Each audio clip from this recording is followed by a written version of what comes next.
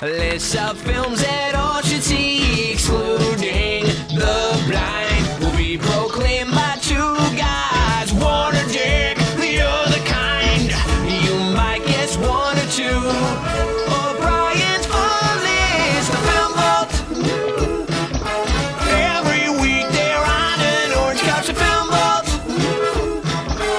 Red light, green light, Flickfessions form the Gestalt.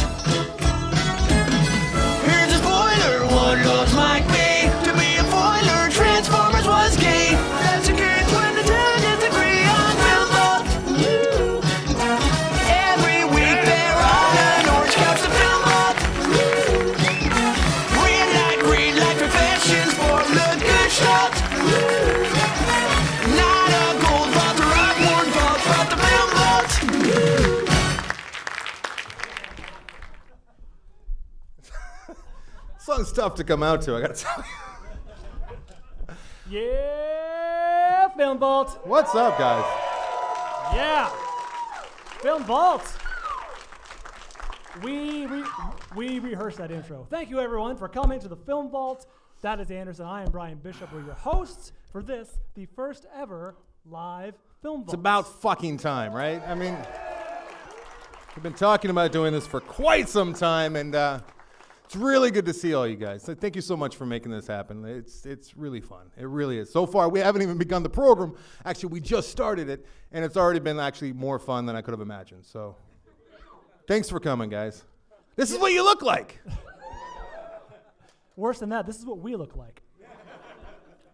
Apologies. So how do we do this? Oh, here's our little set list. Sweet. Oh, yeah, set list. Thanks for enduring that's the one short that I have not gotten into a festival so far. My 5 shorts. Rejected from how many festivals? So I wanted to make sure at least an audience got to see it because it keeps getting rejected. I don't know if people are offended by the anti-Mormon tone there. I'm not sure exactly what the problem is, but all right. So beginning, first of all, the theater door opened. We moved past that. Tell us about Mormon. What was the shooting? That was I've told the story before, but just real quick, what you just saw was I looked at the shooting schedule for my other shorts, and I'm like, oh fuck, I have a full day with all this gear and nothing to shoot. I better write something, and I came up with the idea of a poor Mormon going door to door and ending up with a limp and at a Thai massage place at the end, and I thought it'd be really funny, so we went out and shot it in about 5 hours. No permits, totally guerrilla shooting, and got yelled at. And actually, one guy said that gang members would track us down if we continued to shoot, and we should leave that neighborhood immediately, which we did not do, and we got one of the great shots as a result of ignoring that guy's warnings. Advice? Yeah. Why did you choose to shoot in that neighborhood?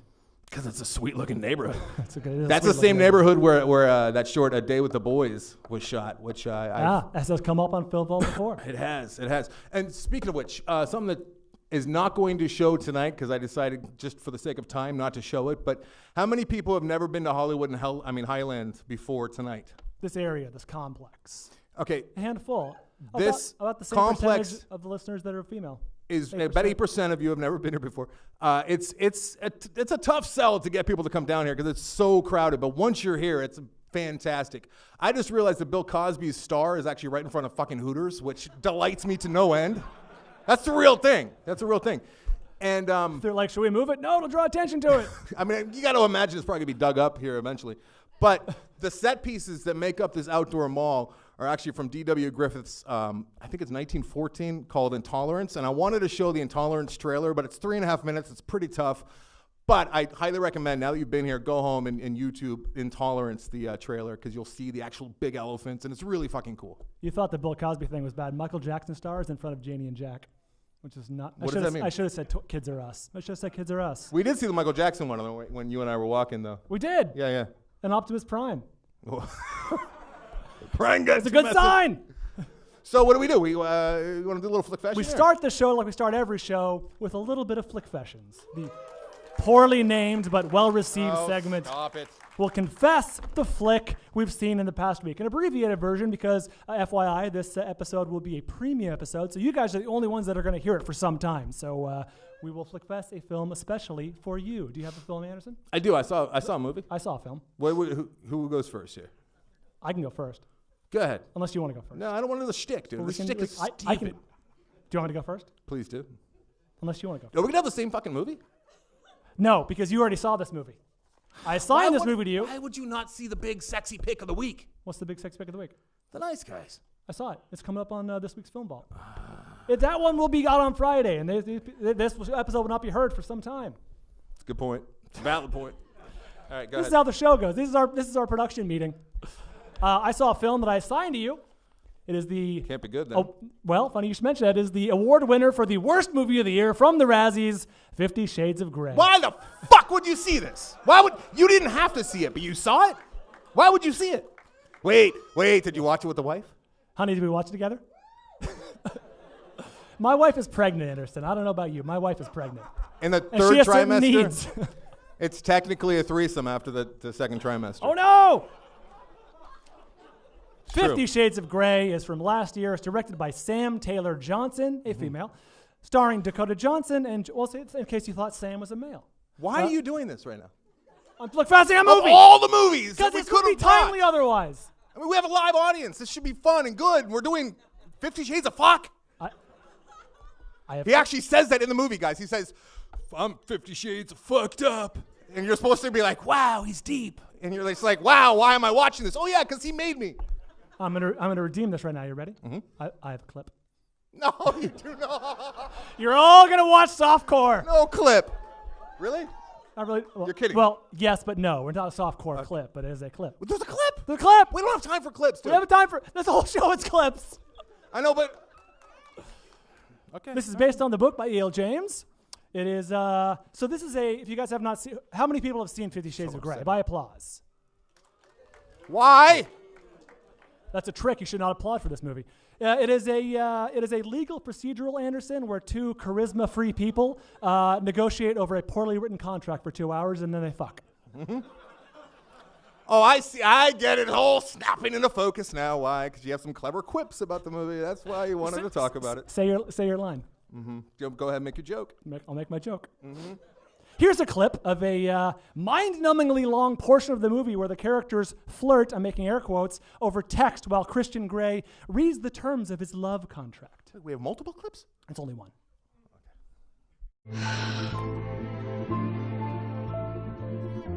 The following are the terms of a binding contract between the dominant and the submissive.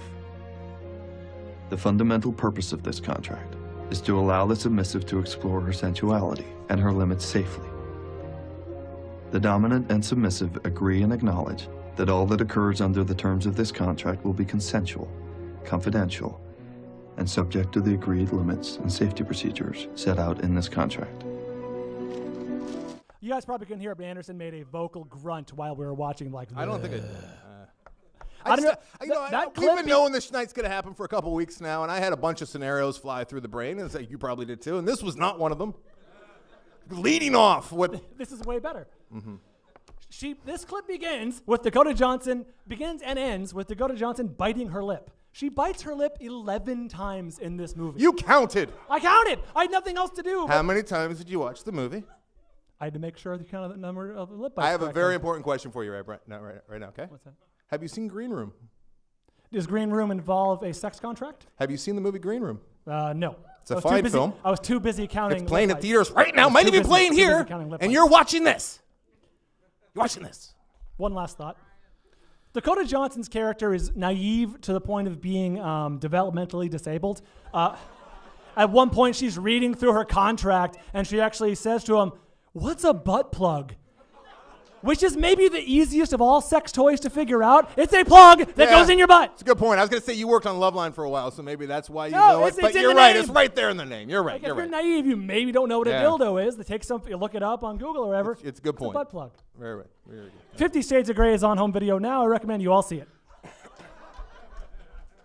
Thanks for that, Brad. You're welcome, but All right, I saw a film. the show's a service. I saw a good film. I saw a movie that needs to be discussed. It's a little movie that's in theaters now. Came out this most recent Friday. It's called The Nice Guys. Who has seen The Nice Guys in the old theater there? How many people like The Nice Guys in the old theater there? Yeah, it's a little touch and go. Okay, here's the deal with The Nice Guys. It was written and directed by Shane Black, who he broke in by writing a little movie called Lethal Weapon. So he knows his good pal comedy. He's got really good, jumpy dialogue that goes into his movies. Bang, Bang. He also He does directed those Kiss Odd Kiss Couple, Bang Bang, yeah. which very few people saw, and it's a really, really good movie. And then he went and just jumped right up to Iron Man 3, which is a weird choice. And now he's getting back to his roots where he's doing a buddy comedy, like good guy, bad guy, cops, PIs, and it stars Russell Crowe and the ever beautiful Ryan Gosling, who can know no wrong. Gorgeous. Can we do this together? I saw this movie too. You did? Well, did. then let's I do like it. Jump Let's on. do it. Okay, so This is how the show hums, you guys. here's where my issue, and I think a lot of people, savvy film watchers, probably were worried about the same thing, which was the trailer, which was shoved down our throat, looked so good, and there were so many funny parts in that trailer. I'm like, this looks like Shane Black doing like P.T. Anderson, but like more for the general audience. And I was afraid that they shoved all the funnies in that trailer that we all saw numerous times. And that's not the case. That's not the problem. There's tons of stuff in this movie that's worth watching that's so good. There's so many details, and it's like kind of one after another after another. The production design is fantastic. I mean, it's set in 1977 Los Angeles. I think they did some digital stuff with the film. The like CGI is probably the look best use of CGI that I've seen, short of like pretty great. Spieley doing the dinosaurs over there. The CGI, it's really like limited, but it You just adds said the to same what thing you're about seeing. the Jungle Book. You just said the same thing about the Jungle Book. Well, no, I said it did. No, I said something very different about the Jungle Book. I said Favreau did for the Jungle Book what Spieley did for dinosaurs. Oh, that's totally different. It is different. What I'm saying that it was the best use of CGI since. Okay. All right, so like We're all there's clear a on great this. shot where it's pulling back, but there's bars in front of where the camera's pulling back, and you realize, oh, those bars were put in there for CGI. Like the CGI actually put a lot of details in with CGI. He used it in clever ways, and I like the chemistry between them a lot. I did too. It's best described. It's every bit. It's got every trope of the noir detective stuff. It's got the down on his luck detective. It's got the hard-boiled detective. It's got the powerful mom who's like paying them to look after her or find her lost daughter because she's in some illicit activities. It's got all the tropes, but it's set in 1977, so it's kind of a weird 70s. And it noir. looks like 77. He pulls it off, and I loved the back and forth. Their really chemistry worked. Was great. And a lot of people are saying, I don't think it's gonna be good enough to actually make a sequel. I bet you money right now.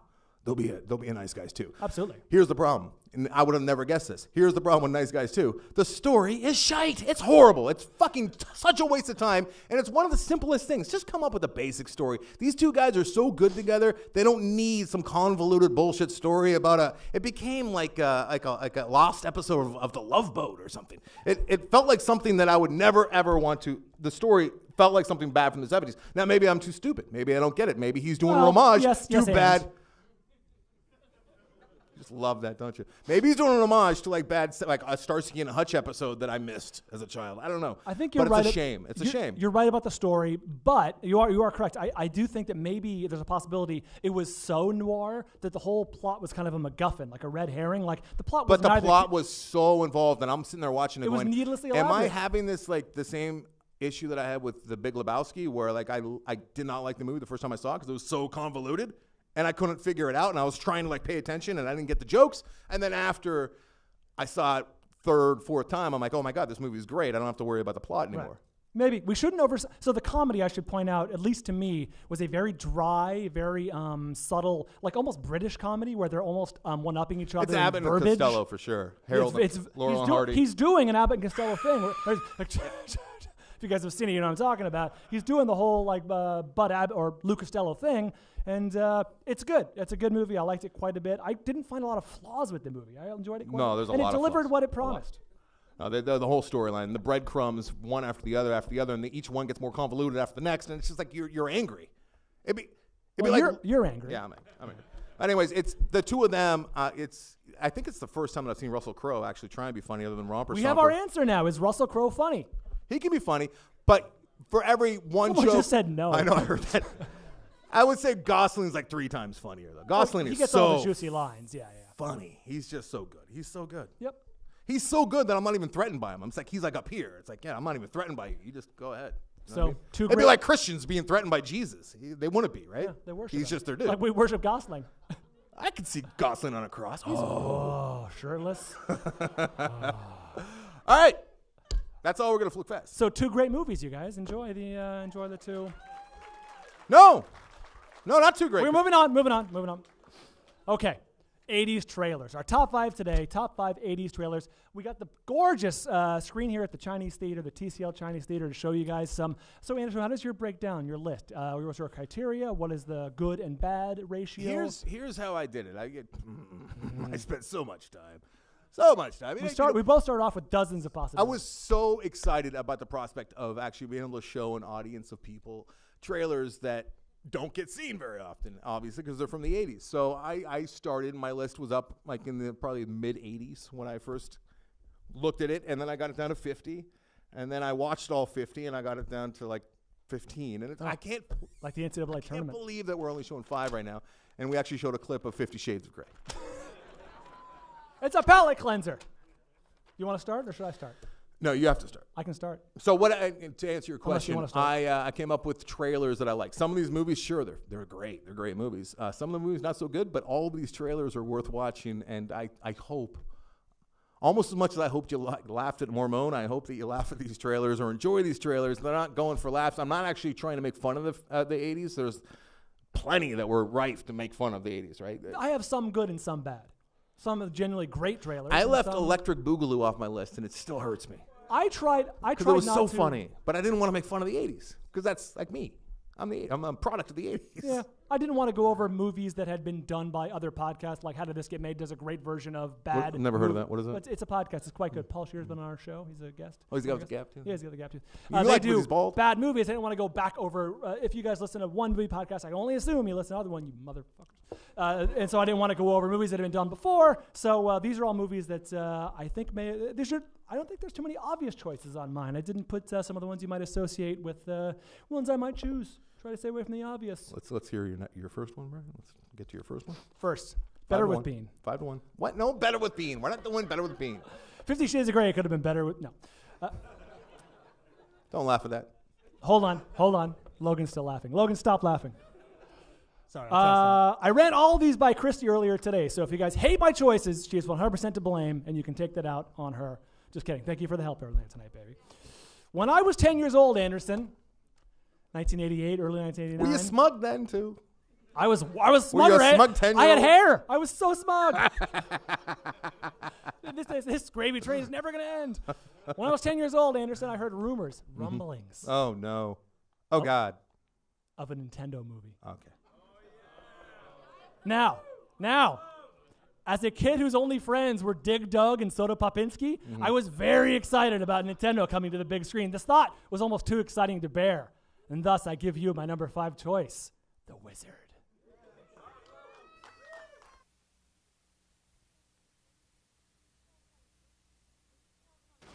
Two tickets to California, please. That's $226. Well, we only have $27.30. What does that get us? Nowhere. Corey's taking his brother Jimmy on a ride. These two boys already traveled more than 80 miles across the state. We've hired someone to find him. What's his problem? He's just shy. But Jimmy's got a secret You got 50,000 on Double Dragon? that could make this the ride of their lives. Look at him. He's a wizard. He's headed for the video championship. This guy? What is that? Power glove. Yeah, well, just keep your power gloves up front, all right? With a touch of romance I am not kissing a boy. and a ton of trouble. Got you. We're too late.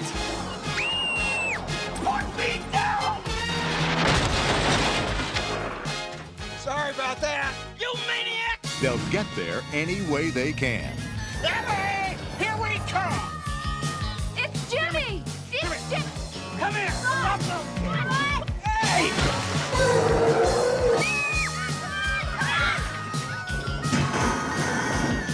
Now, what do you think you're doing to him? All his life, you've been telling him to do what you want him to do. How about once you ask him what he wants to do, huh? Now, Video Armageddon.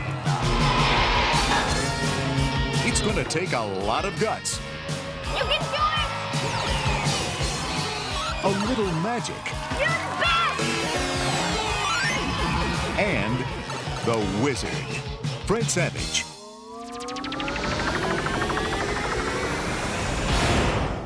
The Wizard. Just a few facts about The Wizard from 1989. It has 26% on Rotten Tomatoes, which is astoundingly high for this movie.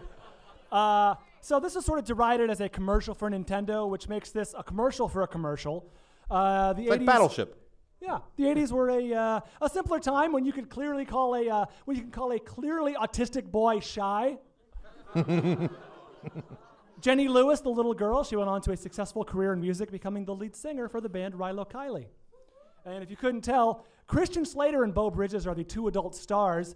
They get about 4 seconds of combined screen time in this trailer. Imagine being Christian Slater and Beau Bridges and telling them that, oh, Fred Savage, that little kid from the Wonder Years, he gets top billing. You guys are below the line. And he'll go on to be like a successful director. Yeah. And you will fail. There you go. The Wizard. The Wizard had to be seen as my number 5 movie 80s trailer. All right. Very good, Bryan. Don't applaud. It's a terrible movie. Here's me being stupid. I've never seen The Wizard. I've successfully put it on the list. sidestepped Put it on The the list. Wizard. Put it on the list. And I have no interest in ever seeing The Wizard. That's me being dumb. Buddy, you're in for a treat. Mm-hmm. This is why you don't understand or appreciate good movies, Bryan. It's you grew up with that. How dare you? The Wizard features... Did you see the same thing? The Wizard features a scene where the guy, in order to get the big bad guy to get away from her, the girl screams, "He touched my breasts!" And then the guy yells, "She doesn't even have breasts!" That's 80s humor. That could get you off, though. Not off. No, that could get you, like, you off. Like, out of... keep Anderson you out. said it. It's on tape. Mm-hmm. Sick. All right, my number 5. Here we go. Moving on. This is most of mine are... I don't have one that's past 1985. Actually, I was really wishing that we had done top 5 80s action. So many parameters. Trailers. Because there's so many. There's so many. All right, but here's what I ended up doing. All of mine are pre-85. So they're all very, very early 80s. And this one, this is probably the most clever trailer that I have on my list for tonight. I'm going to get up and watch this because my neck hurts when I look up. Yeah, it's not the most. I want to see your trailers. You guys can hear, right? You guys can hear them okay? Enough juice? Enough juice in the sound? Okay. Juice. More juice. So my number 5 is Don LaFontaine had a storied career as a voiceover actor. Yes. In fact, Bryan's favorite movie from a couple years ago is called In a World, and that was all about the passing or the absence of Don LaFontaine. You're going to hear a lot of Don LaFontaine. I was going to say, when you guys hear that voice from 80s voiceovers, In a World, that is Dan or Don? Don LaFontaine. My number 5 is actually Don going off script a little bit, which I've never seen. I can't remember ever seeing in another trailer. And this is one of my all-time favorite trailers, and I think it's a great starting point. And this movie is actually a really good movie. It did not need this thinking outside the box trailer to make it successful. I think it's in the high 70s, low 80s on Rotten Tomatoes. But the point is, let's just play the clip. Remember my voice? I do trailers. All kinds of trailers. 23, take 2. One day they'll put me in a film, a proper full-length job. Until then, I'm just stuck with this sort of stuff. Go and see this. Don't miss that. The most terrifying thing you ever saw is coming to babysit for you tonight. All right, cut it there. Look, just read what's on the script, will you? What? The script. Other way up. Ah. Ready? Yes, yes. You flock to see brief encounters for the special... Close. Huh? Close Encounters. Close Encounters, the film. Oh, I never saw it. Well, forget that film. We're on about our film. Time Bandits. What? Time Bandits, the one you are supposed to be promoting. Remember? You flock to see Close Encounters for the special effects. You went to Superman to see a man fly. You went to Star Wars for the droids. You went... Now what? What's page 2, man? It's under page 1. See? Oh, dear. You went to Star Wars for the droids. Time Bandits can offer you much, much more. It's not the special effects, or flying men, or droids, which makes Time Bandits a unique cinematic... Cinematic! You know, pertaining to the cinema. Cinematic experience, it's the makeup. Yes, folks, you've never seen anything like it. Men made up to look like monsters. Monsters made up to look like men. Look-alike men made up to look different. Different men made up to look alike. No expense has been spared on the pan stick. No expense has been spared flying in the world's greatest makeup man. Just a minute, just a minute. What about the plot? The what? The plot. What the film is about. Well, I haven't seen it, have I? Haven't seen it? You're sitting there telling millions of people to go and see a film you haven't even seen? Well, I can't see every film I do now, can I? Oh, wonderful. Terrific. Look, give me that. What are you doing? Taking over. You're out. O-U-T. Finished. Kaput. Finito. What about the trailer? I'll do it. Time Bandits is an awfully good film. We have worked ever so hard on it. It's a tremendous adventure story. We like it, and we're pretty sure you will. What's wrong with it? It's direct, punchy, honest. Honest? Honest? Modest. What's that got to do with it? That's a daring trailer right there. I have a few thoughts. Next time, just save us some time and watch Time Bandits in its entirety. Was that an American trailer? Because it seemed like it was 5 minutes. It was 3 minutes. And it was a good little, because it's making fun of other trailers. And But you don't think Don LaFontaine went off script? That was clearly scripted. Oh my fuck, of course it was! It was scripted to make it sound like it was coming off script, Brian. What the? Can we cut that out, Logan? Can we cut out this for mass consumption? But, you know, it was at a point where trailers were all becoming like cookie cutter trailers, even though it was the early 80s. It had been like probably a couple years of all the trailers sounding the same, looking the same. I know because I watched like 65, 70 in preparation for this here show. And they're poking a little fun at it. It was British humor. The 80s trailers tropes that we came across, like lots of voiceover. Like voiceover, you forget, Mostly is gone from trailers now. It is very, very, very rare to hear voiceover. Good point. Right? Yeah, there's very few. Yeah, you're right. Yeah, no, Do you like Time Bandits? You know what they do now? Oh, yeah. How do you not like Time Bandits? Well, if you haven't seen it. Wait, you like The Wizard? You haven't seen it? You haven't seen The Wizard? Wait, well, of course I haven't seen The Wizard. Did you see the 2 trailers, It Brian? doesn't if you want to see it. Who has seen? I'm not gonna lean on the audience. I'm gonna stay a good boy, and I'm just gonna like stick to the script. Which Don LaFontaine? There's a script. I didn't get the script. All right, let's just move on. How have you not? Terry Gilliam directed it. Such a good movie. I grew up with it. I probably saw it 30 times growing up. It's such a good movie. Such a good movie. Time Bandits. It's got everything, Brian. It's a fantasy film. That one knocked out Beastmaster. That trailer had everything. I almost had Beastmaster on my list, but I'm like, no, Time Bandits. Got to go Time Bandits. But Beastmaster's a bad movie. So sweet. Beastmaster's so sweet, right? All right, fuck it. Logan, Beastmaster, find it. Fire it up. All right. The next trailer is 2 minutes long. It's a standard trailer. You're such a prick. No, I actually have this written down. This is important. This is a coincidence. This is what they call a mitzvah. Mitzvah, Brian. The next trailer is 2 minutes long, and as you watch it, please realize that halfway through, a full minute in, you probably have no idea what this trailer is for. That's all I'm going to say. Logan, fire it up.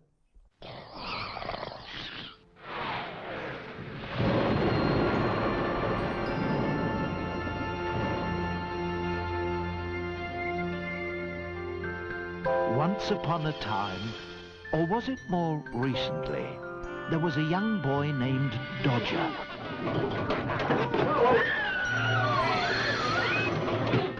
He was the sort of child who was always left out of things.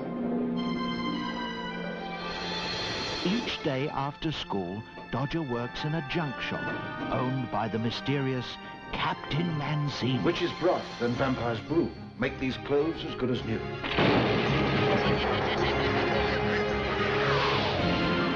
Dodger has never had a family or a friend he could call his own. Until now.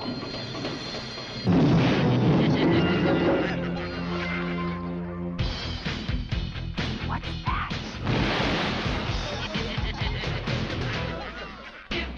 They came out to help us.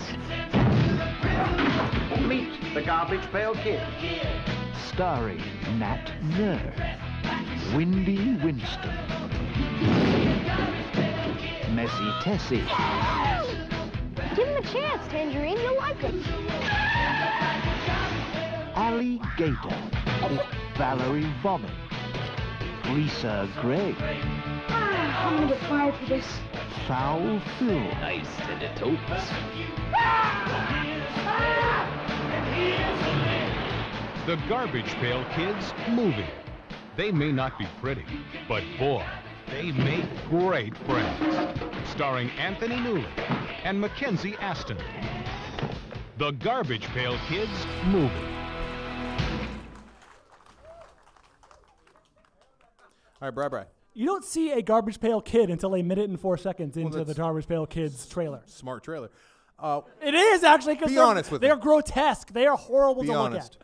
Did you see this as a child? Many times. And you enjoyed it? No, even as a child. Why would you see a movie you don't enjoy many times, Bri? There are only so many movies you could see as a child.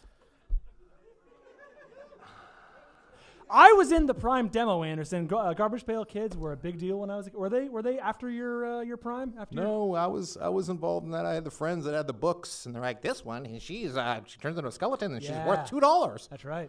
It's like, so what? What? This film has a 0% Rotten Tomatoes score, and it is 2.7 on IMDb, and is generally considered one of the worst ever made. Have you seen it? I've seen enough and I've read enough about it. I'm familiar with it. I know it's out there. That's about to change. Brian, that's not what the show is. Amazingly, despite being universally agreed upon as one of the worst films of all time, it was not even nominated for Worst Picture that year at that year's Razzies Awards. Would you like to know what movies were nominated? Oh, what a snub. I'm angry now. The movies that were nominated instead of Garbage Pail Kids: Caddyshack 2, Hot to Trot, poor Bob, Rambo 3, Mac and Me, and your winner, Cocktail. Cocktail was the worst movie of the year that included Garbage Pail Kids. And Cocktail's not a bad movie. I actually learned a lot of sweet moves making drinks watching that movie. It's not a bad movie. Jamaica. Yeah, it's not bad. It's not bad. It's not as bad as Garbage Pail Kids. No, fuck the Razzies. Everyone stop it with your hating of it. You know what? There's enough good movies to focus on. We don't have to focus on bad movies. It'd be like buying a magazine just because they're the top ugliest people in the world. Who would buy that? I would buy that magazine. Yeah, because you're... Brian. Don't you want to find out who the ugliest people in the world are? All right, and just... What if someone you know? Let me ask you honestly. Don't touch me. Am I overreacting right now, or is this to what? pretty much? Is this? I feel like I'm hamming it up for the show, but I'm not. No, Anderson's doing Anderson. This is every show, and every time I'm doing something I do, I'm like, oh God, please don't think that I'm doing this just because there's a light in the face. Appearing tonight in a part of Anderson is Anderson. Yeah, I'm strangely comfortable. Okay. All right, and let's talk about bad movies. What's your next movie? Speaking of watching movies as a child, my dad, he was notorious for taking my little brother and I to films that I probably shouldn't have been seeing at that age. In 1981, a film came out. I don't even want to. You know what? All right, here's the beauty of this trailer. They don't make trailers like this anymore because there's a scene where Michael Ironside actually gets up in a auditorium much like this one, and he walks down. They don't follow him all the way down, but a good way, part of the way down to the stage where he sits, and something horrific happens, which I witnessed as an 8-year-old child. Never forget it. It's in the trailer, but this is a nice, slow, quiet trailer that takes a while. It builds, and it's like a scene from a movie, like back in the day when they used to actually show a scene in a movie instead of all the entire plot and after the plot and the denouement, and they show you the trailers. It's pronounced denouement. Fuck you. Nowadays, like, they show you every single thing, and it's nonstop cutting. Like, they don't linger on anything for more than, I'd say, 32 frames. And that is watch this. What's that? This trailer. Well, I was gonna say that's a very effective thing that I wish they would do more in trailers. They do it shockingly little. Put a scene in the trailer. It's a great It doesn't scene. always work. A lot of the time, you're like, "What am I watching?" I have no idea. The last time I saw it, actually, Christopher Nolan did it for Dark Knight Rising. And it was actually really effective. It was really cool. And it was that phenomenal scene that he did with real effects and whatnot of the taking down the plane. Yep. That was amazing. That was the last time I saw it. But back in the 70s and 80s, they used to do it quite often. Just be prepared. A head does explode. Here we go.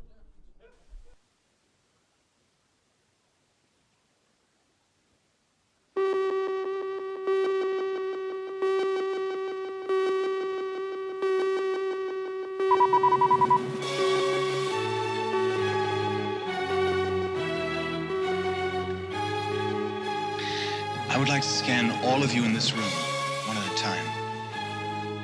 I must remind you that the scanning experience is usually a painful one, sometimes resulting in nosebleeds, earaches, stomach cramps, nausea, sometimes other symptoms of a similar nature. At this point, I'd like to call for volunteers. Fine. Just, sit right here, please.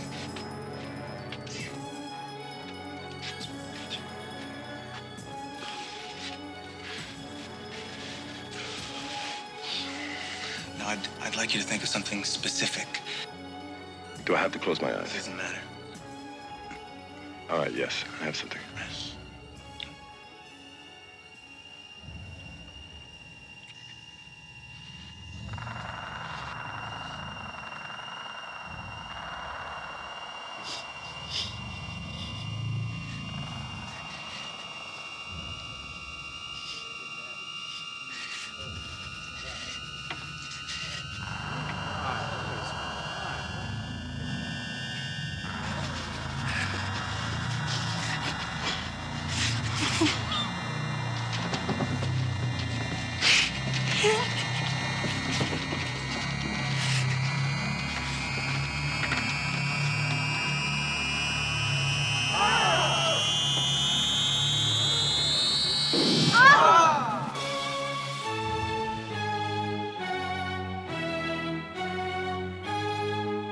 The Mind Force. Scanners. Their thoughts can kill.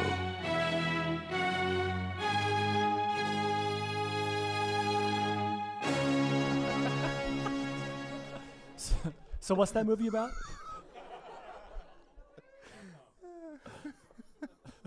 You know, when I pulled that, and I'm like, oh, that'd be good to show. I had no idea the similarity of the auditorium. I was about to say, Anderson said, that's how we're entering tonight. I'm actually sitting on the side of Michael Ironside. You're Oh sitting no! where the There's bald a man bald man! No! With glasses! It was really a happy accident. I really didn't know. But it's delightful. That was enjoyable. Scanners. Scanners, yeah. You seen Scanners? No. Oh, right there. No, I don't like movies. Is it any good? You know what, honestly? It's a good choice for a trailer, I tell you that much. I saw the back of the seat that I was sitting on for most of that one when my dad dragged me to it when I was 8 years old. 8 years old. Brutal. Yeah. But Michael Ironside, huh? God, what an actor. A future bald man. Oh, he's no longer bald. He's bloody. Oh, yeah, Michael Ironside, yeah. Yeah, Michael Ironside. But David Cronenberg's infamous Scanners. And no, it's all about ESP and... It was actually a slug man who's like, because ESP was like a huge thing in the 80s. Yeah. Do you remember that? Yep. And this guy's like, I'm going to demonstrate my ESP, and you saw it.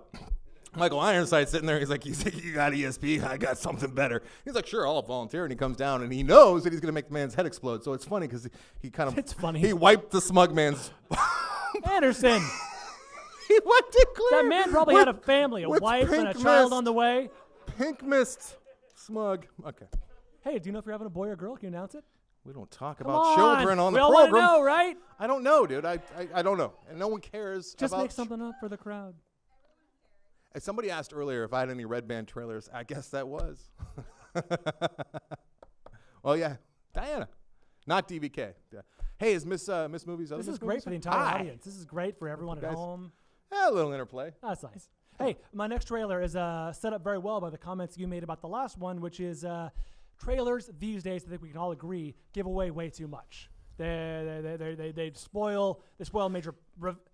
Just before I saw The Nice Guys, I saw a trailer for X-Men Apocalypse, and it's in the trailer, so I can just tell you what I saw. No, don't, because here's my move. I just take out my phone. I start like researching other movies, or I'll play a game. You know, I do everything but watch the trailer. So No! It's a trailer. Stop it! But I have avoided it. Maybe they have too. Stop. Do it for the good of the audience. So at the end of the trailer, the last shot is the X-Men talking about like, oh, how are we going to defeat Apocalypse? And what's her face? Jennifer Lawrence like, I know a guy. Quick shot, hands, claws, swing, cut. The end. It's like, oh, I guess Wolverine's into the fucking movie. I suppose that could have been a surprise, but apparently we all have to know now. They give away too much is what I'm saying. And you help. It's in the trailer. Which I avoided. They keep avoiding it. And now I know the mutton shop shows up. I can tell you're very upset. So what we're about to see is a really well-done trailer from 1980. from a little movie you probably have all heard of called The Empire Strikes Back. Are you kidding me? No, there's Are more. you kidding me? There's more to this. This is a little scene teaser trailer. See if you guys can identify, Logan, the voice given the voiceover. Luke Skywalker and Han Solo rescued the princess, destroyed the Death Star, but their story didn't end there.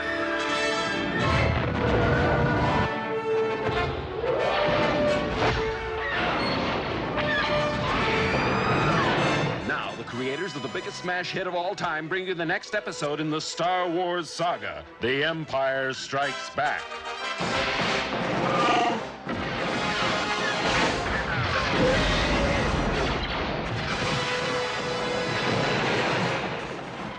Continuing story of our band of heroes.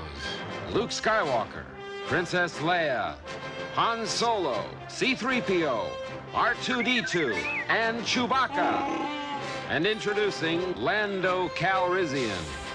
It's an epic of romance.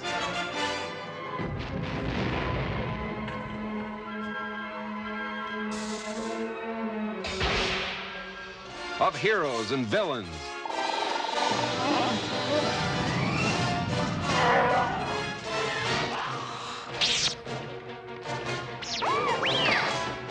They cross trackless voids to unknown worlds.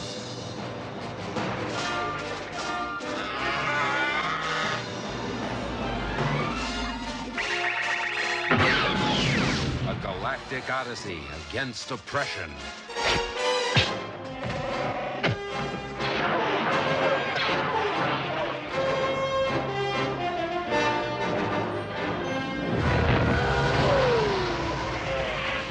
Big, new, sprawling space adventure in the Star Wars saga, The Empire Strikes Back.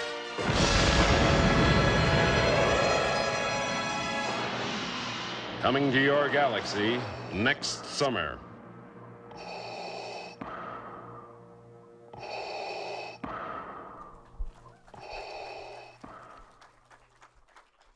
So like I said, that was a teaser trailer. The real trailer was the real trailer was to come later. That was a teaser. Did anyone recognize the voiceover? That was like Harrison Ford doing like an old-timey radio voice, like in the next episode of Star Wars. Like they actually had. What did the actor ever do with the voiceover for the movie? For the movie trailer, I should say. It's pretty rare. Why are you so disgusted? Go ahead. They're all waiting for your answer. Well, I mean, why? Because Harrison Ford? Is that why? Here's what you consider what you don't see in the trailer. You don't see Yoda. You don't see the Emperor. You don't see Tauntauns outside of one really quick shot. You don't see AT-ATs, and you don't even see the official iconic Empire Strikes Back logo that everyone knows and loves. Like this was back when they actually made a trailer, showed you just enough to get you excited. Turns out there's a lot in Empire Strikes Back that's pretty darn great. And is that why they show the title so much? So they can remind you which movie you're seeing a trailer for? So. I guess so. Yeah, I don't know why they. I don't think know so. what They were still trying to stylistic brand choice this. was. It was already a runaway hit, but they weren't sure that it was going to be. You know, they still had to invest in it and make sure that it became. Because this is back when. And if you're calling it The Empire Strikes sequels Back, weren't like automatic hits. Maybe people don't associate necessarily with Star Wars in 1979 when this came out. This felt so cheesy though. It almost makes did me feel like cheesy, Empire which is why I Strikes kinda Back a love it. little less, which I love. Really? Yeah, that trailer makes me like it a little less. Yeah. Maybe you should see it again. All right. My number 3. And we're not taking breaks, right? We're not. Absolutely no not. Breaks? No breaks? Right? No. Well, do you want to pee? I'd like to pee. We can take a break. Actually, I can pee for this one. Oh, you know what? Yeah, you get 2 minutes. My number 3. All right, we're going to class it up a bit. We're going to class it up. I watched this trailer over and over again. I'm like, you know what? I can't have this. This is just a great movie. This is just a great movie. And it's 1980. Scorsese, De Niro. This is my Empire Strikes Back, I guess. This is a beautiful movie. I don't know if it's good. I think I got the 720. I hope it shows up. It's black and white. It's beautiful. I watched it right on the heels of watching Rocky 3 to make sure that that wasn't worthy of the list. And this is just a gorgeous trailer. Please enjoy Raging Bull. The Bronx Bull, the Raging Bull. Let's hear for the great Jake LaMotta, ladies and gentlemen. I'm the best. I can take him more than anybody. You're dead. You're married. Leave the young girls for me. There's no way I'm going down. I don't go down for nobody.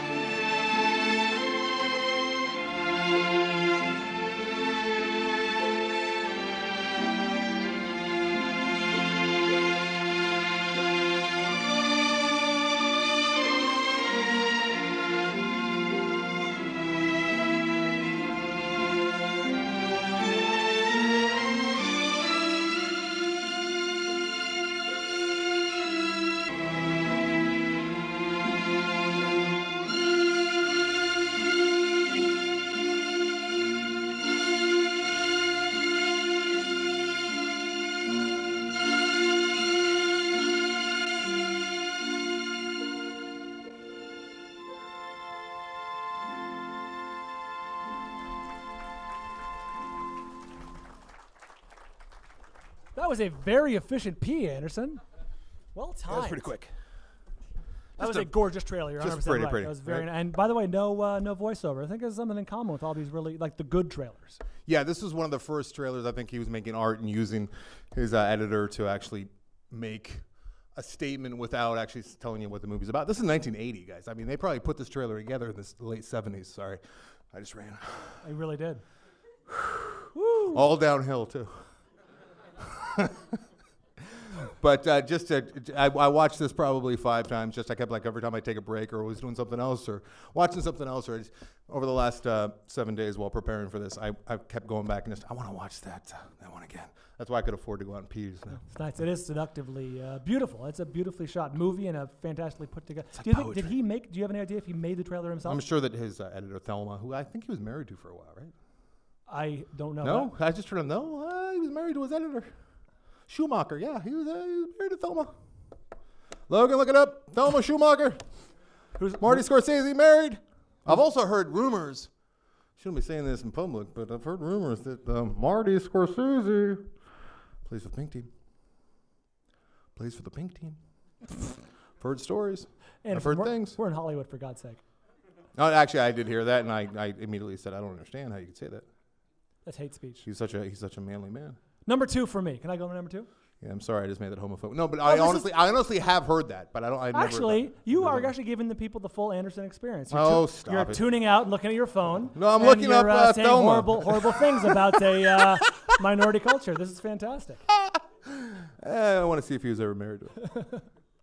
This is how it works, everyone. Okay, number 2 is unfortunately. We should just play it. It's unfortunately not a good movie, but the trailer is worth seeing because there is a little bit of something for me and for Anderson. I'm ready for this? All right, go ahead and play it.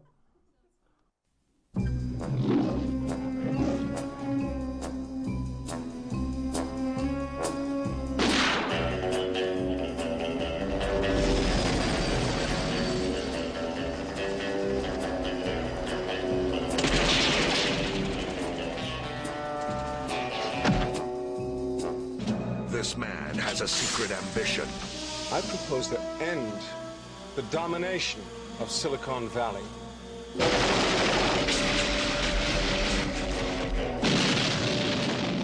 Project Main Strike. A secret plan. For which each of you will pay me $100 million.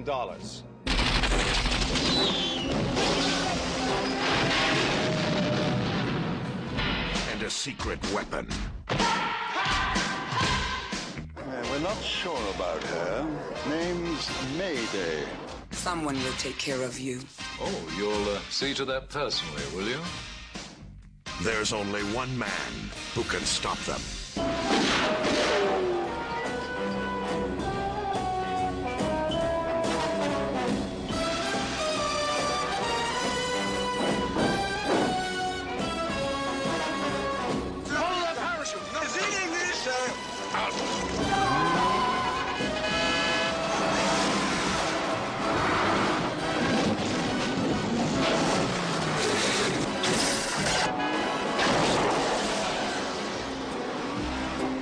The name is Bond. James Bond. And I'm Dick Tracy, and you're still under arrest. In the world of high adventure, the highest number is still 007.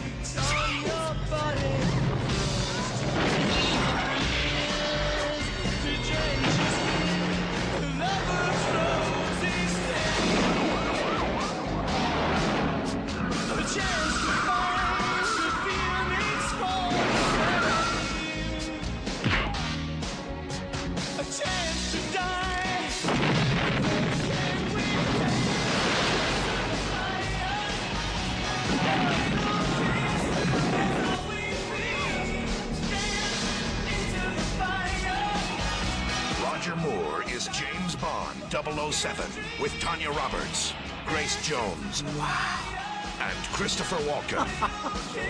Has James Bond finally met his match? Find out this summer in A View to a Kill. Title song performed by Duran Duran.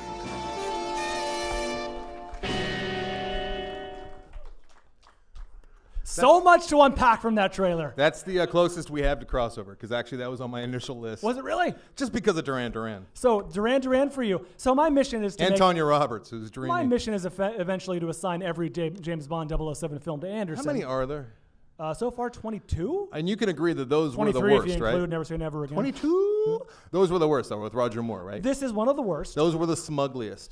There were a couple okay ones in there, but this was one of the worst of the entire catalog. It also features one of the most popular songs by Duran Duran, "A View to a Kill." What? The most popular song. That was one of the. That was a huge hit. It was like they were huge at the point when the song came out. When I say popular, I mean most James Bond songs don't chart. This one charted number 1. Because it's Duran Duran. That song sucks. What? That song sucks. Are you applauding because it sucks? Hey! No. This was Roger Moore's last James Bond movie. He was 57 at the time, which I'm not trying to be ageist, but when Grace Jones is thoroughly kicking your ass. Oh, is this the song? Yeah! Crank it, Lokes!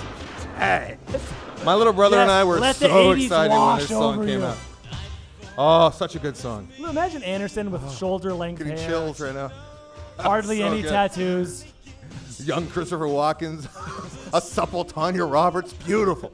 Hey, good choice, buddy. Oh, thanks. Even though it's a ridiculously awful movie. The most important thing of all, who did the voiceover?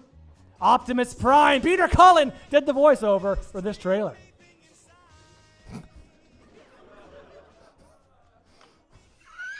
Great. Number 2 for me. Hold on, let's try that again. You know the voiceover. Ah, Christ, don't do it for him, guys. Number 2 for me. It's a very different movie. This is a movie. Samuel Fuller. If you don't know Sam Fuller, he is a very bombastic, intense director. One of the old school guys. And there's a great series I saw with Marty Scorsese, who I still feel shame about saying anything that I heard. I really did hear that when I was talking about that moments ago, but I don't know why I said it. It was stream of consciousness. That's what this podcast is I wasn't trying to be homophobic or anything, but I heard that. Spreading rumors and muckraking. Anyways, there's this is kind of like, Sam Fuller is kind of like the guy that Scorsese, one of the many guys that Scorsese kind of modeled himself after. Anyways, Sam Fuller in later parts of his career, he had a hard time getting his movies funded, but he's a very political, fun filmmaker. And this is a movie that kind of got lost. It's 1981, I think, and it's got some very heavy themes. I don't know if this is a movie that could be released today, but it's called White Dog. And it makes for a great trailer. Not a good movie, though, guys. This thing was severely, tragically underfunded. I can't recommend watching the movie. The trailer is tighter and tells the story all the way to the through line. All you got to do is watch this trailer, and you'll get what it's about and where it was going. White Dog. White Dog.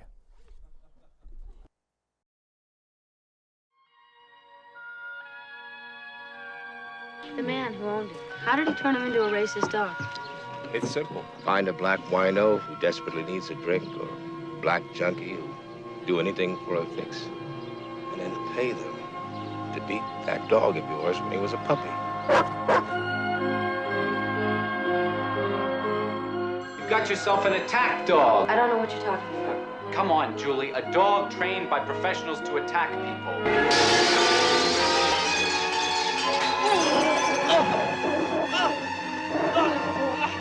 Now that dog has got to be stopped before he kills somebody. That dog is sick. Then he should be cured. Darling, the people that made him sick made him permanently sick. Then they should be put to sleep, not the dog. Oh, come on, Julie, you got a four-legged time bomb.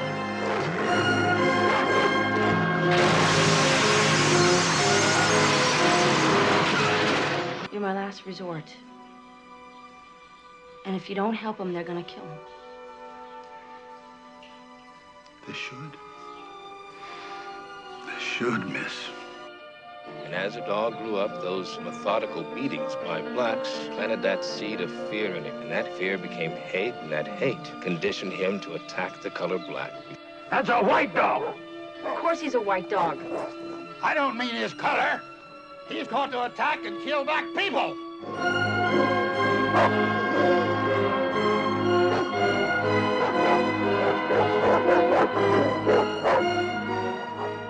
How I wanted to put a bullet in that son of a bitch.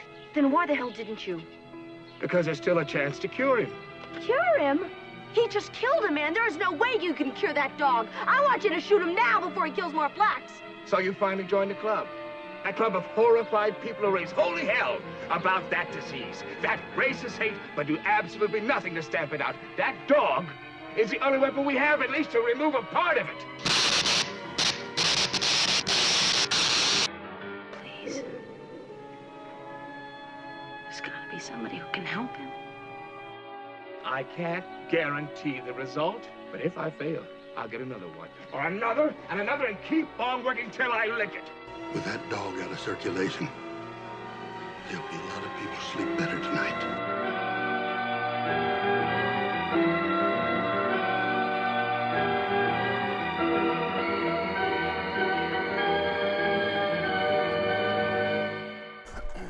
Wow.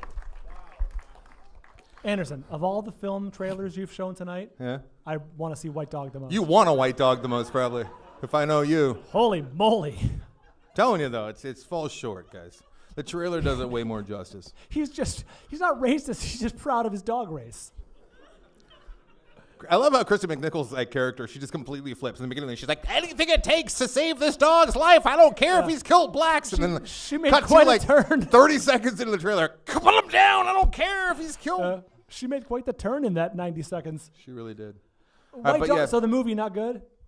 It's how could it not be back good? then in the after that? 70s when you didn't have a budget, you couldn't make anything that looked halfway sleek. I mean, it's just Jesus.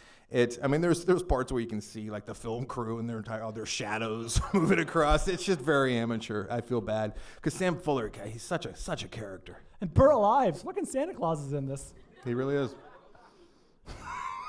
I love that trailer so much. I'm having second thoughts about my number one now. I don't know if it can live up to White Dog. White Dog. That was pretty great. Yeah. I'm sad to say I'm not familiar with White Dog. I mean, I've maybe heard of it, but man, I brought it up on the program. I don't listen to you talk. No, you really don't. All right, let's watch Transformers. Let's get to it. Number one.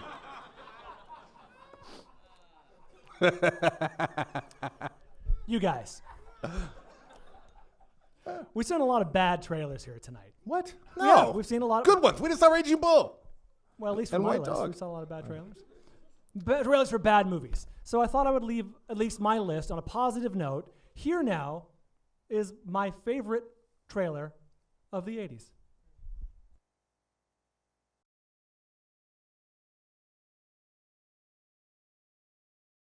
I'm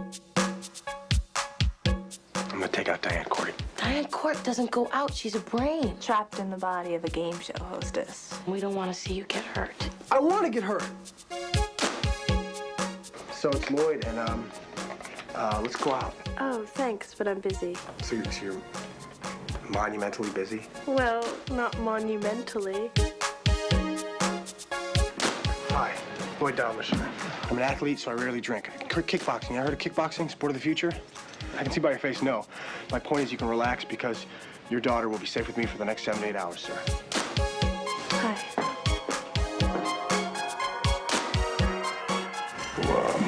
Maybe Diane Court really likes Lloyd. If you were Diane Court, would you honestly fall for Lloyd? Yeah. Yeah.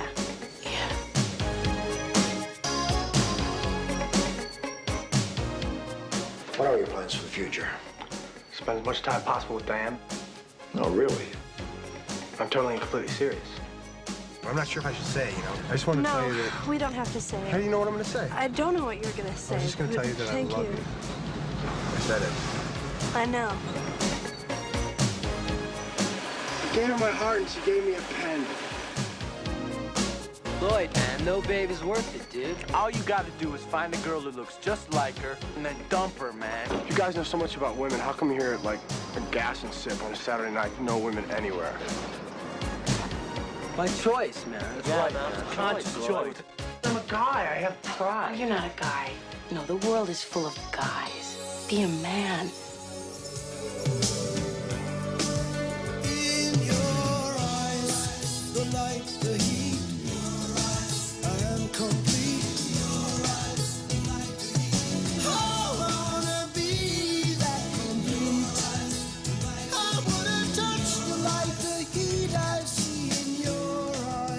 John Cusack, Ione Sky, Say Anything.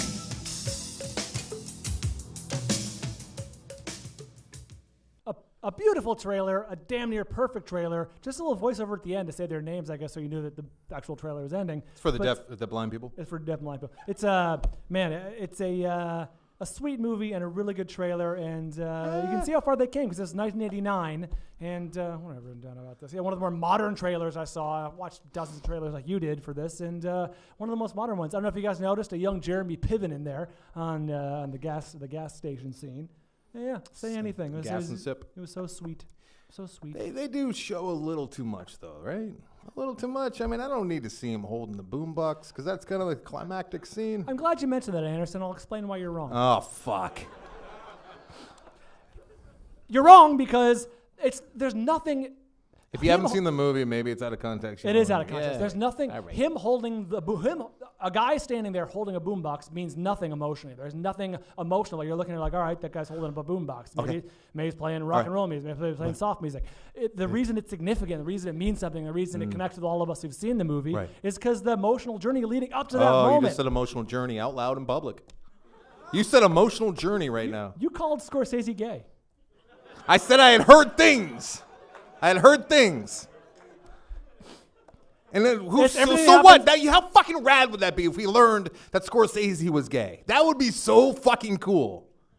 That would be really cool. You're making it worse. I'd be down with that. You're making this worse. After all of the man stabs and the Anderson, the smashing and all the man stuff that we've seen from that man. It's not called man stabs. It's called making love. Not bad, Bryan. But if you don't know that movie, if you don't know Say Anything, does it really get you? Does it really? I think that you need to have seen the movie for it to be nostalgic for you to like it. Maybe. Yeah. Has everyone seen Say Anything? Everyone's seen it. I hope so. It's a fantastic movie, and I would bet you saw it. Did it justice. I would bet you saw it like a little late in life, and you're like, "Oh, this is a great movie." Yeah, I think maybe I saw it when I was younger, and I didn't get it because I hadn't, been through, teenage love and had my heart broken and everything. But years on, you get it. It makes sense to you. It is a great movie. I love Say Anything. It makes you want to fall in love again, which sounds it's weird. Like wow. Bryan and I are both. Jillian, do you hear that? We're both in. We're married and not to each other, and not like Scorsese would be. We're married to females, and we both have kids on the way. But when you watch Say Anything, I just saw this like 3 or 4 years ago, and it makes you just like, oh fuck, that was what it was like to fall in love for the first time or second time. Oh, this thought just occurred to me. It makes me want my future daughter to fall in love with a guy like Lloyd Dobler. That bangs in the back seat of like what kind of car was it? They were in love. It was a tender moment, and he was shivering. Remember? Yeah, I had the shivering. You ever shiver? I don't have shiver. How dare you? Hey, let's not talk about shivering. All right, my number one, much different than Say Anything. Yet, same era, because that's what we're doing here. Top 5 80s trailers. Mine's a little more punk rock. This comes from a director who, he also directed Sid and Nancy. He also was supposed to direct Fear and Loathing in Las Vegas, and I was very excited when Alex Cox was supposed to be directing Fear and Loathing in Las Vegas. Steven Spielberg. Not Spieley. Okay, sorry. He did write Fear and Loathing, though. This is a guy who had a very promising career early on. He's still making movies. I was looking him up, and he's still got feature lengths to come out, and they're like 3.2 on IMDb with like 5 votes. Like, it's sad. How do you? And I'm jealous. I'm actually looking at this guy's career going, oh, fuck, he probably doesn't have kids. That's why he can do that. He can make features. Shocking admissions from Anderson. You know what I mean, though? This guy had such a promising career. Alex Cox had such a promise. Anyways, stay away from the staircase, this is Jillian. his feature debut back in 1984, starring a very young Emilio Estevez. I love this trailer because it's got energy, it's got punk rock, it's got pithy dialogue. It's fun. Enjoy. Repo Man.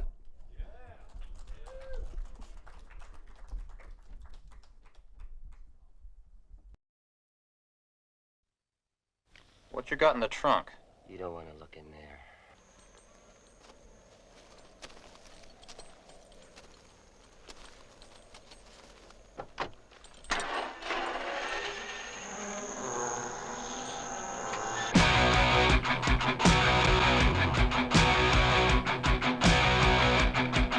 Suppose you're thinking about a plate of shrimp. Suddenly somebody will say like, plate, or shrimp, or plate of shrimp, out of the blue, no explanation. No point in looking for one either. It's all part of a cosmic unconsciousness. You eat a lot of acid, Miller, back in the hippie days?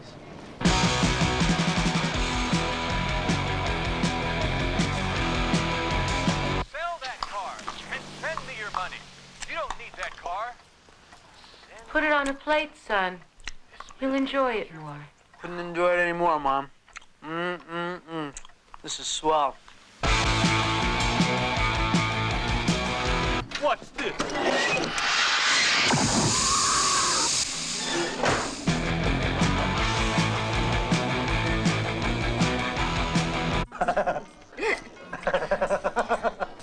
Charming friends you got there, Otto. Thanks. I made it myself. I had a lobotomy in the end. Lobotomy? Isn't that for loonies? Not at all. A friend of mine had one.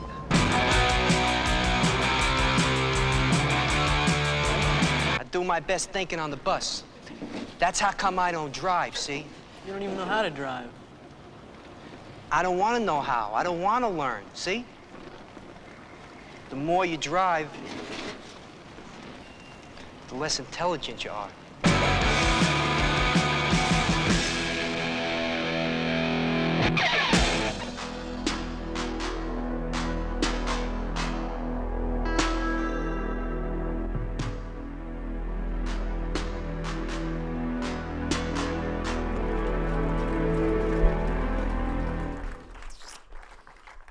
Repo Man. Gotta love that trailer. That's a very Anderson trailer. Kind of wish that I did the old white dog there, number one. Gonna be honest with you. Hindsight's 2020. Yeah. Yeah. All right. That's our list. Anyways, yeah, Repo Man. Once again, the trailer is a little bit better than the movie, I think, unless you watch it multiple times. Who has time for that? Who has time to watch Repo Man numerous times, right? You? I used to, yeah, for the kid. All right. This is taking a turn for the dark. I'm kidding around. Hey, come on. Normally, this is the part of the show where we do a listener top 5, do a little gambling, and do all that, but we'll forego all of that for just a few listener questions submitted by you guys. Thank you very much for giving us your questions. Do you have your list of questions? I'll let you find yours. Let's see. Let's pick one randomly. Oh, and then we'll be giving away a TV too, right? Yes. Giving away a sweet-ass TV. Stack of questions. Anderson. Oh, here. This is good. When are you going to release your short films to the public? So glad you brought that up. And for how much? Oh, Says it'll be Al B. very expensive. Getting really close to making those things work for the common good of Cold Cockle, which is I got a budget, I got the feature. I'm getting close, guys, to getting a campaign going for the feature, and I'm going to make those shorts available to help raise money towards the budget for the feature, which is it's not astronomical, but it's not cheap either. So I'm hoping that these shorts and shirts and shot glasses and all my Cold Cockle stuff will actually make it a reality that I can make the feature. So we're talking tuned. About by the end of summer, those will be available. Thank you very much for having interest too in watching and seeing those. Appreciate that. Worked really hard for them. On them. And you'll announce on this show. Yeah, I'm trying not to talk too much about the. Thank you. Yeah, and I was a giant Howard Stern fan when I was a kid, like growing up and going to on my way to high school. I would actually be on my way into the parking lot and I would veer right to listen to what was coming up next on the Stern show. It was a great program until he started making Private Parts, and then I'm like, fuck this show. I'm so tired of hearing him talk about the making of this goddamn movie that I actually lost interest. And ironically, you love movies, but you're tired of hearing your favorite guy talking about his movie. Yeah, he was talking about how movie. It was like I remember that era. Oscar-worthy. We just got done from shooting this. We're about to shoot this. So I'm desperately, on any of the shows that I do, I'm trying my best not to talk about the goings-ons with my making of the movie. So. Well, we appreciate you tempering it, but we're all interested. So when the time comes, let us all know. Got a question. You know why? Because I can't read too good know-how. And I think it's Andrea Freeman. Is that right? Andrea. Did I write it right? Read it right? Andrea. Should Werner Herzog act or stick to directing? Honestly, truth be told, Werner is, to me, this is a personal thing. I like him more as a character, as himself, like doing VO on his own documentaries, than I do actually him directing narratives. So I would rather see him in the wild than behind the lens. Yeah. So acting, biting his fingers off in little throwaway Tom Cruise movies, or he was the best part of Jack Reacher. He was the best part of Jack biting Reacher. Biting his fingers off, and he didn't even do it. He just talked about it. Did I have a knife? And so good. Werner. Wouldn't it be great if Werner popped up on the late night talk show circuit, just completely out of his element? Somebody asked the question recently, like, who's a better ass, Teddy Roosevelt or Werner? And actually it got me thinking for the entire drive. I was like stuck in traffic Someone for an hour. asked the classic question. It's on all of our lists. It's like Werner or Teddy. It's a good question. It actually came up on the After Disaster, right? It's a good question. I just wanted to plug the show. All right, go ahead. If each of you can name each other's baby, what would you name it? Asks Enrique.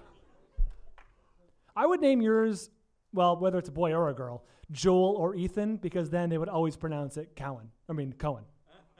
See what I see, because everyone mispronounces my last name. Yeah, that's good. I leave it up to you. Christy's staring at me right there. Whatever you guys want to name your kid. Daggers. Go ahead. At you. All right, maybe a name her Anderson. That'd be a sweet name. Anderson. Be sweet. Diana Rojek. Diana, how are you? First, congratulations on the impending fatherhood.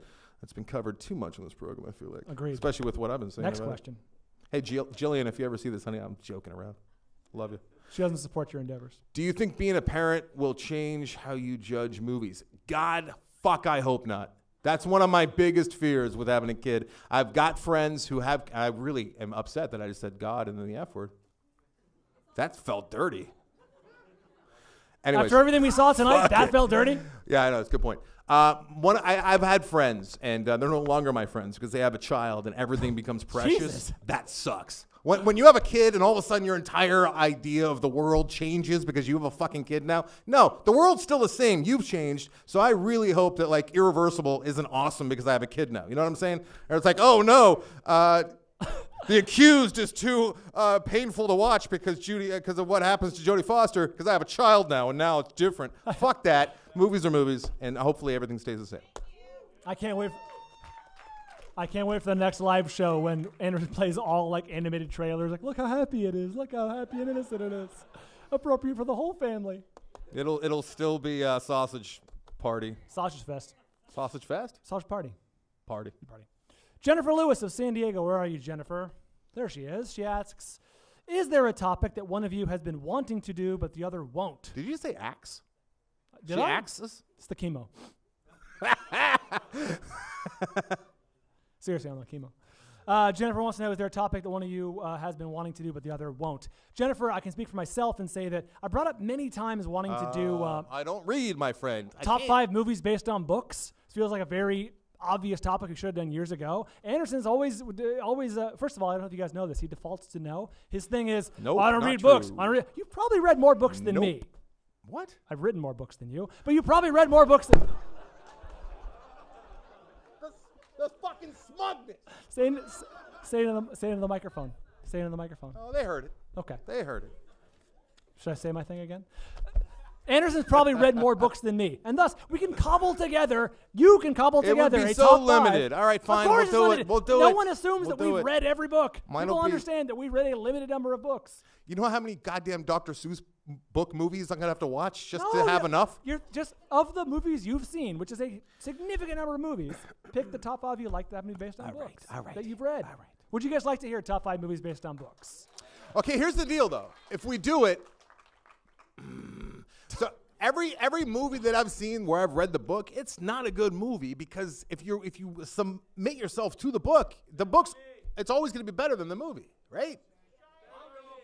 But you've read books, I'm sure, like Clockwork or The Shining. You probably after read, right? the fact, and they're good. They're good in different ways. So talk about that. Why is this a challenge? It's because it's not that big a deal. It's not a big a deal. It's just a film. Well, who cares? It's just an episode. What the fuck cares, right? Why do I make such a big deal about things?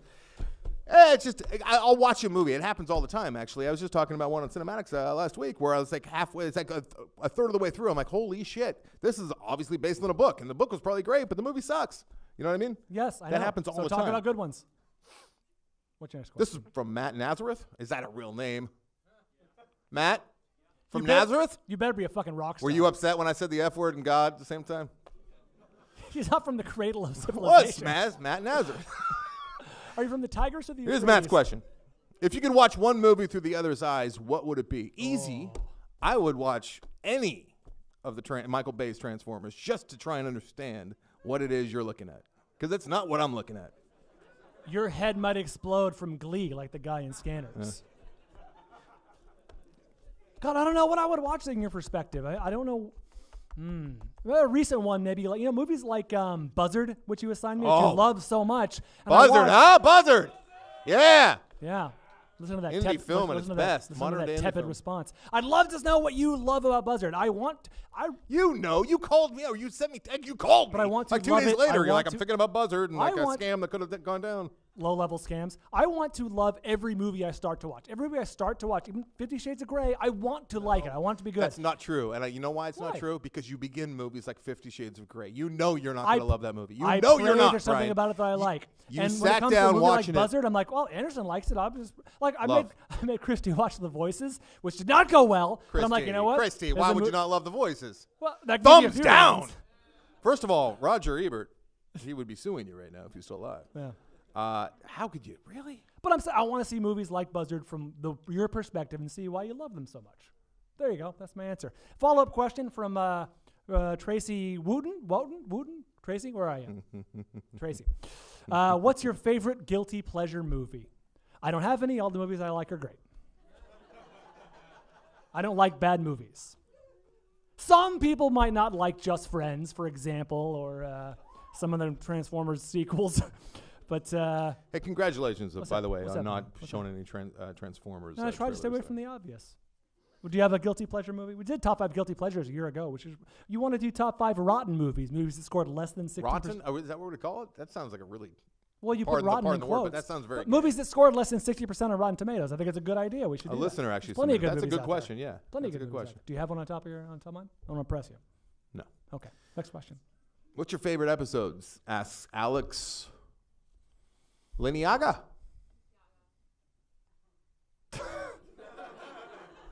Disturbing still my favorite. I love Disturbing. It was fun. That was a good enjoyable. Episode. We should redo it. And you still haven't seen all 5 of mine. Most disturbing films. What's the one I've not seen? Oh, the Serbian film?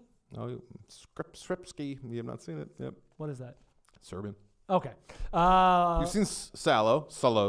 I got to tell you, man, was Martyrs on your list? Some Martyrs. I got to tell. Well, was Martyrs on your list of top 5 most disturbing? Yeah. Martyrs is a movie that I cannot say that I enjoyed it, but I can say that I've thought a lot about it afterwards. Oh yeah, and it's a thinker. Of all the disturbing movies you've assigned me, I think it's my favorite. I got a new list. It's Bruin.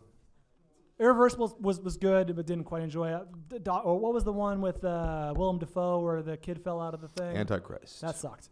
But Martyrs, we don't. Martyrs here on the Film Vault, we say a lot of dumb stuff. We never say a movie sucked. All right, unless it's Wizarding or whatever it was called that you showed. All right. Oh, my favorite episode was I like any episodes where we play clips. I loved when we did top 5. You can't handle your clips. Funniest musical moments was a great episode. I love top 5 worst accents. That was a long time. That was on the Orange Couch days. But any where we play funny clips. I like those episodes. Couple more questions here. Why don't you ever name? There's no name on this, but I'll just say it anyway. Why don't you ever name any books that people buy off Amazon when you do the click-throughs? I delight very much in reading books that people buy when it comes time for school to start. Yes, you do. Because it's crazy to think that, and it's going to benefit them, so I think they're in on the joke, but it's crazy that you have to buy a book called Macroeconomics version 8.2 for $700. It's insane to me, but it's going to benefit you in the long run. You're going to make a ton of money doing whatever you do, so who's the joke really on? Me. Grant, who flew in all the way from Vancouver. I like to say thank everyone who flew in as well. There's a number of you. It's unbelievable. New Orleans is represented here. Maryland. People drove from Maryland. Vancouver. San Francisco. Grant, who came in, he has to actually bust out his passport to be here. He writes, if you could remove one actor from existence, who would it be? I mean, that's easy, right? Ben Affleck. Aww. You know what, though? Lately, a man named Jared Leto has been making his way up the list. He's been climbing the list with his God complex. But he's too good of an actor. No, he's not. He is a good actor. No, he's not. He chews the scenery with his fucking good looks. He's not that great of an actor. Go back and watch American Psycho. You know why it gets better after he dies? Because he's no longer in it. He's Paul Allen. Okay. Alyssa Corbett. Alyssa, right? Alyssa, thank you. I knew it was Alyssa. Alyssa Corbett says, as you both are going to be dads, what movie are you most looking forward to showing your kid? Clockwork Orange. Oh, come on. Absolutely. Cannot wait. I saw it when I was 5. Changed my life. Been going uphill ever since. I am most looking forward to showing our daughter Anderson's movies. You see that? You see that? It's such a pattern, Brian. It's such an obvious pattern. That's what a friend says. Now you're making me. I'm actually thinking right now as I speak. I must write horrific movies to make him watch his daughter to watch. That's what a good friend would say. And I would say these are movies made by the lead character's name's Bald Bryan. I would say these he likes little girls. These are movies made by a mentally unstable person. How dare you? Do you have any more questions? I got one left. Okay, I think I have. And you can read it. What is it? How many do you have left? I have 1, 2. Oh, Jesus Christ, Brad. Two. What do we got here? 2. I'll do one, then you do one. This is perfectly. This is from Stefan, and Anastasia. Where Steven? Are you?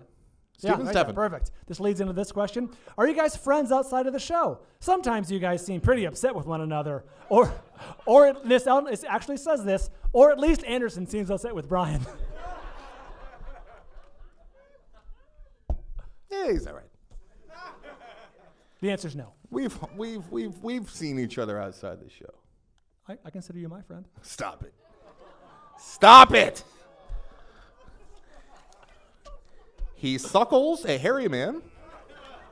Hey, you're looking pretty hairy right now, buddy. I know. Hey, I think I know the score of the game that I walked away from tonight to be here, but please don't tell me if you know the scores when don't we tell me the hang score out of the afterwards. Warriors game. I want to go home and enjoy their dominating victory on DVR. I want to watch them blow Oklahoma City out, so please. Read another question. Okay, one more question. Hey, just for the video, Brian and I are talking about the 2016 playoffs of our respective love teams that we love. Concurrently. I got my playoff beard, which I think I'm going to shave pretty soon.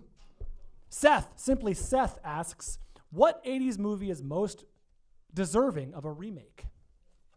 Anderson, what's your general thoughts on remakes? You know, I hate the remakes, as many film lovers do. But you know what? You and I both agree on this, which is like bad movies should be remade more than good movies. Please, we don't need a. But you understand the financial reason why they don't do that. They're like, this movie made it big with this generation, so let's make it again for this generation. They don't want to be like, hey, this movie bombed with this generation. Let's try it again. Which is so refreshing when a movie like Dredd gets made, which was I'll go ahead and say it was a bad movie the first, and it was a very good movie, better than it should have been the second time around. Do that. Take some of the Stephen King movies that got made into bad 80s movies. Stephen King books that got made into bad 80s movies. Sorry, I didn't hear a word you just said. I was thinking. You guys are getting the full Anderson experience right now. I got my White Dog. Needs to be remade. Starring Michael Vick. How great would that be? That's why I wasn't listening to you. Sorry, I was formulating an answer. Let me have those cards real quick. They're done. These are done. I know, but I'll put them in here, and we're going to choose a winner of our TV. I have one more question. Where's the last question? You can read it. You read it. You read it. Read it. I'm shuffling. I want you to read. Someone wants to know, why must the bald one suffer? It doesn't need to be answered. I think we're all here tonight. Okay. So all we have left to do is to draw a winner. Is that the last thing, Logan? All right, this is a 55-inch television. Are the notes here? Am I missing anything? A really good. This is actually Brian and I each got one of these. I think Logan, you got one too, right? Who's Logan? Yeah, I got one too. It's pretty sweet. I've been enjoying it all weekend. Really good TVs, and actually, I got the 55-inch. These two guys went for the big because they got the adequacy issues, and I went with a small one for the nursery. That would be the soon-to-be nursery because it has this in the remote. It has a little headphone jack, tight, so you can like sit there and watch porn. I mean, you can watch whatever you like with the headphone jack. The wife doesn't hear a thing. The husband doesn't hear a thing, and you enjoy yourself. Very nice. It's from TCL, the guys who named this theater. They are the third largest TV company apparently in the world. In the world, yeah. Who knew? And you're going to know soon enough because they're making their triumphant stampede on the old state, so on the old lower 48 How do you like the TV here. so far? How long have you had it up? I have not put it up yet. Because, should I lie right there? Should I have lied? I'm not going to lie. No, don't I lie. got to paint. The wife wants the nursery to be gray, so it will be gray, and I got to paint it before I put it up. This child has no chance. Why is that? I do what the wife wants. I think it has a pretty decent chance. You for a dad. Oh, with the gray? You mean the gray? Gray is soothing. It's a light gray. Gray is soothing. All right, Logan, I'm going to have you mind coming up and drawing the winner, or just I can hand them to you? I don't want to be accused of any foul play. I've shuffled the cards. Let's say this, though. If it's a name that one of us knows, like a friend of that, the person's eliminated. Cannot win. Well, let's see what happens. We have some friends here, apparently. I just heard some booze. All right, Logan, who's getting this sweet 55-inch Roku 4K TV from Oh, TCL? you know what? One of the questions was this, and maybe you know the answer, Logs. One of the questions was, how much does it cost to ship this TV? They're taking care of it, right? It'll be covered by TCL. Oh, look at that, TCL. How much does it cost? Are you going to pay taxes on this? All right. All right, buddy. Pick a winner. The winner is, I met this guy. Justin D. Where is Justin? Justin! Hey! Justin came all Congrats, the buddy. way from Koreatown K-Town! to make the trip. Shipping won't cost much. You can carry the TV back to your place. It'll probably get jacked on your way, though, so don't do that. Justin, come see me after the show. Yeah, make sure you go see Logan after the show, and so you can get your TV. Congratulations, Justin. Congratulations, Justin. And thank you very much. We're going to give out our thanks, Anderson. Yeah. First of all, we would like to thank TCL and Tom at TCL for making all this happen. We've been meaning to do a show for, well over 6-7 years now. We've been talking about it for quite some time. And you know what? I actually had a really good time. A really good time. Indeed, So thank indeed. you, TCL Theatres, TCL TVs, the third largest brand in the world. Who knew? Now you know something. That's good bar conversation right there. Did you know? Did you know? Thank you to Pizza Port Brewery for supplying the brew for our upstairs lounge. Chip and Alexis for doing the video. We appreciate that, you guys. Diana Vandekamp, of course. And, Julian Zaragoza. Choppy. Yeah. Also, Bryan, Miss Movies 1.0, who's also here. Yes, Thank you very much. longtime friend of the show. And everybody else. Is it Erskine? Is it Erskine? Erskine? Erskine. Yeah, Jessica, who checked everyone in. Thank you so much, Jessica. We appreciate it. And to Tom Hefferman for really putting this whole thing into motion. Tom's the guy from TCL who came to me and was like, you guys want to do a show? And I was like, absolutely, and let's make it happen. And finally, the one thing I haven't done, which I'm sure you're all waiting for, Anderson's time to wax. Oh, what? We're done. We're almost Who done. just said We're almost yes? done. We're almost done. Seriously, and all joking aside, you guys, thank you guys so much. We are a small, independent show. We do everything ourselves. I went out and bought beer and wine for the upstairs lounge earlier a couple days ago. We set this all up. Logan took care of everything. Our studio is right here. What's that? Our studio in a box is pretty much right here. Oh, the this is all of our equipment equipment. for the This is our microphone. That's our mixer. This is all our stuff. So thank you guys so much for supporting us. It gives us a lot of hope for doing this again in the future. We appreciate it. And until next time. Whoa. You stepped We on got my them here. outro. Yeah, I step on things. That's how it works. We do it for waxed up. Wow. Sacrilegious. You see that? Why the Baltimore must suffer. Jesus. I try to end If on a we positive were to note. do- Try to end on a positive note. If we were to do another one, top 5 trailers, would you guys want to see like genre, like action, culty, This or is would you focus want to group see? shit. We can do it we later. got them right here. Would you want to see like 70s trailers? Why? No. See, we're learning stuff. Would you want to see like action trailers, I feel like 90s trailers would cult be cult movie trailers, 90s, racist trailers? Bryan's gonna have a strong top 5. I don't see racism, so I don't know what I would even choose. I'd have to allow Politically someone else to incorrect choose them for me. All right. Well, thanks, guys. Thank you. Hey, honestly, thank you so much for coming. That's what I said. I can't say it. We Anderson. do it for Van Gogh. Thanks, guys. We'll see you out in the lobby. We're gonna have a couple drinks and. Come see us in the lobby. Thank you so much for coming. One or two